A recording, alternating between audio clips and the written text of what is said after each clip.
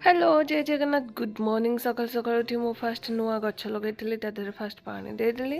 Then तापर को जाइए छुआ मानू खाइबा देदेले कारण सी आसिक बाड़े छाटी हेले भोक लगे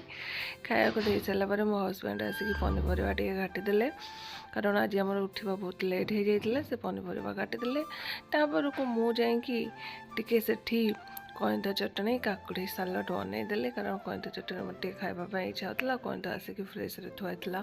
बहुत दिन है आ मो पार्टनर मैंने भी अपेक्षा करते खाइबे बोलिकी तो कईंथ चटनी बनई सारापर माँ गाधुआ ठाकुर पूजा सरी जाता को माँ आसिक बनई देते आम आसिक खाई आज भात तरकारी पालंग शाग भजा आ कईंथ चटनी खा खाई देकी आम दीज बाहर की स्कूल पलाई जाइलु। तो यहाँ मोर आज ब्लॉग जब आपको भल लगी सब्सक्राइब करने मिलवानी जय जगन्नाथ।